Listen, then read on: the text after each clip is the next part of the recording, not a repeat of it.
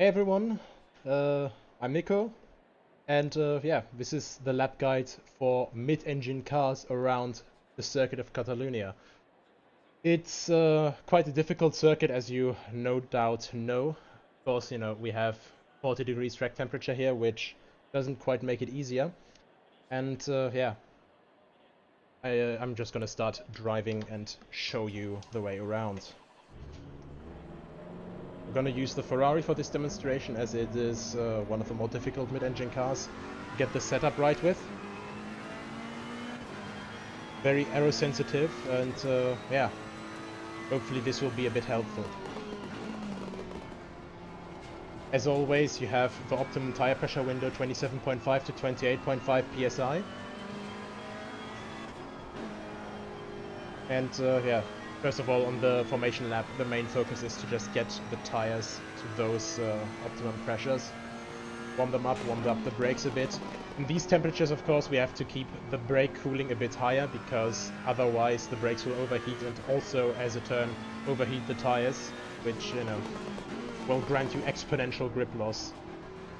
Let's have a quick look. What are the track conditions? It's a green track right now, so the grip won't be optimal. But keep in mind that the racing line will stay the same either way. I'm going to just basically talk about the racing line pretty much as if it was already on fast or on optimal, since it's scripted and it's, a normal progression. The first thing that I'm already going to say on the outlap with the Ferrari and generally mid-engine cars, you do not so much trail braking, not hard trail braking anyway. Trail braking, of course, if you are a bit newer to this, the act of pulling, of braking later in a straight line and then starting to pull into the corner while still on brakes.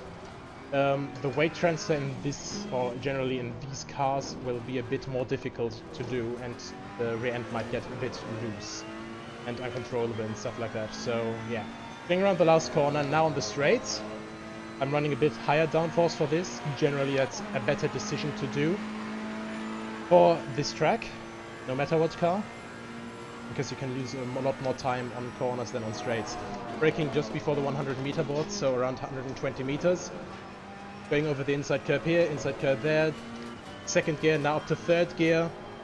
Share out a little bit, but stay on the inside and then let yourself, from this pretty much 50% apex, let yourself get carried outside. You can take this part here, and now just before that white line on the brakes, stay inside. Second gear, stay inside, up to third gear.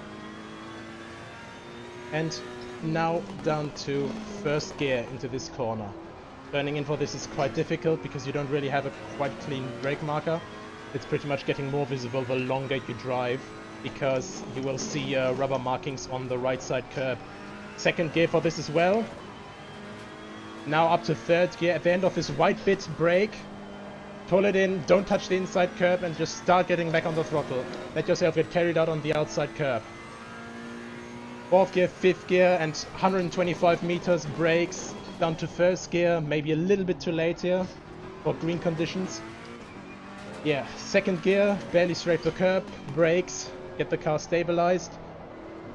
Not quite stabilized here, obviously, because green track. But yeah, second gear, third gear, back down to second. Down to first, and just get these two apexes. Quite difficult to see where the sausages start, even with triple screens. Now just flat out accelerate through the last corner, and that's basically one lap on the limit, 146.2. So as you can see, not quite the fastest lap, but overall it's a start. Basically, break it down here again. Here you brake at 120 meters pretty much. Second gear, just strafe the inside curb, strafe this inside curb. Be very careful with throttle control, because the car will still be quite upset, generally because these curbs are quite high. This is completely without curb, but let yourself get carried out very wide onto this curb here. You can completely brake on this. This is fine as long as it's dry.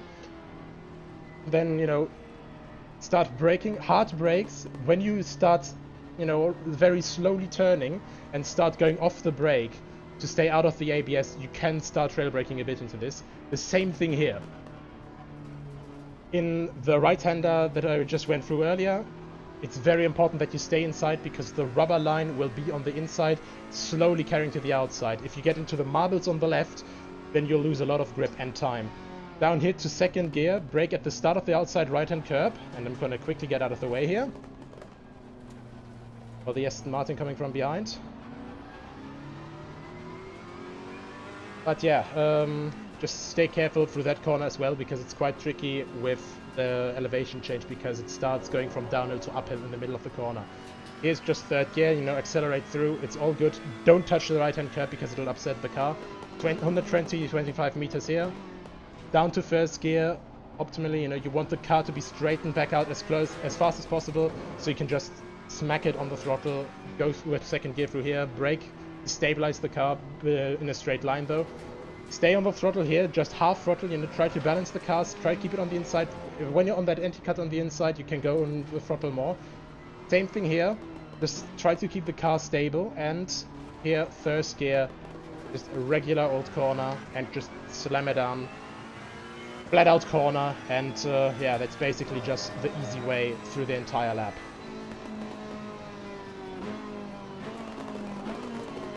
Now let's go over to a front engine car. Hi guys, now we're gonna do the front engine cars. I'm gonna use the Mercedes AMG GT for that, as it's pretty much one of the fastest, most agile front engine cars that are available. Also because it's an NA engine, and it's a bit easier to control completely than the Aston Martin, because with a turbo engine and a bit different gearing for the turbo engine, it gets a bit more difficult to control stuff. Same track, same temperatures, and track is still on green. Let's start up the car and just have a little lap. Low tire pressure, stay away from curbs. For the Ferrari, I already had a finished setup.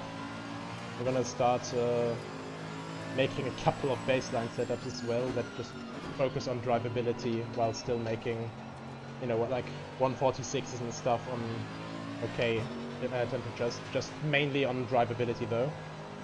With this car you already see more understeer, because when you're accelerating, you know, it's gonna start pushing a little bit. Of course the driving behavior is quite different as well as the weight distribution in the car, but generally the racing line stays the same.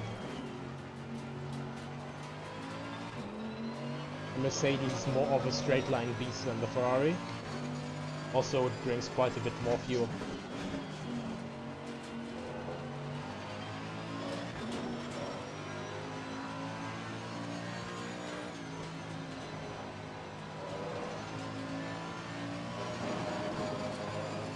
The Mercedes is also a little bit more forgiving, or generally front engine cars with the long wheelbases like the Lexus for example, or the Bentley, are a bit more forgiving when you hit these higher curbs. Because of course the longer wheelbase gives you more stability. The Mercedes doesn't have that long of a wheelbase, and also of course the weight distribution isn't quite as balanced as with the Lexus or the Bentley, sorry there.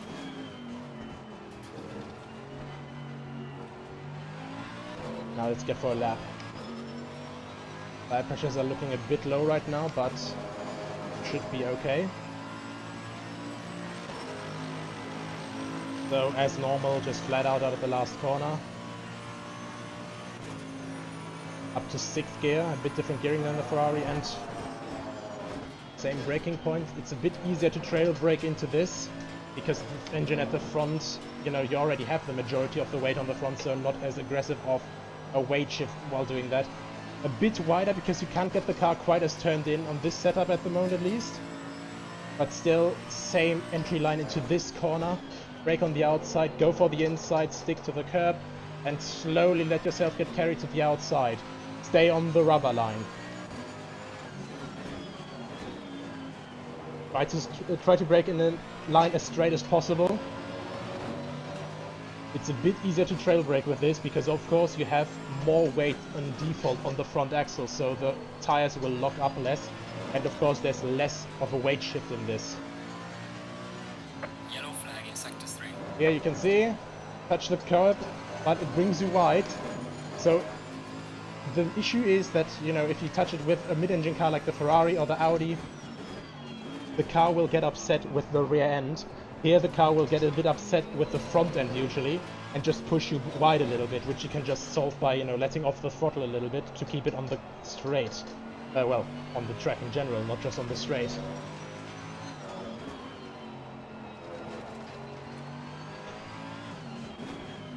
And as normal here, get more understeer on the throttle because, of course,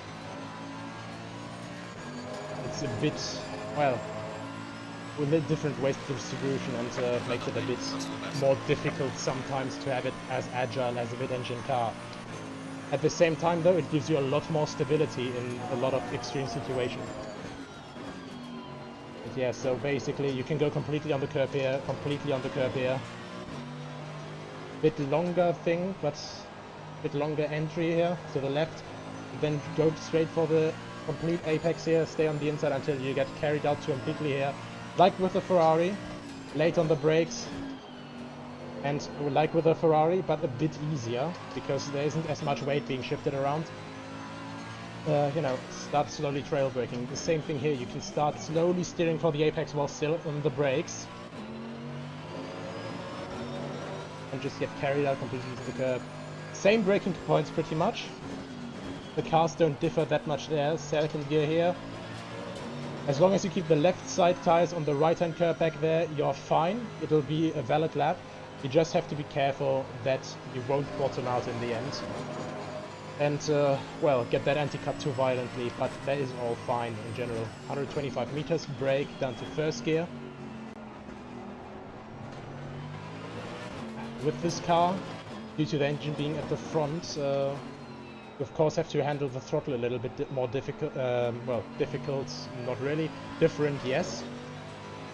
Down to second gear again, and, you know, just get it in here, stay on the right as much as possible without sacrificing too much velocity, that you have a proper entry into this chicane, and then just, as with the Ferrari, full throttle, almost clip the curb here, let yourself get carried out on the outside, and this is a lap at Catalunya with front engine cars.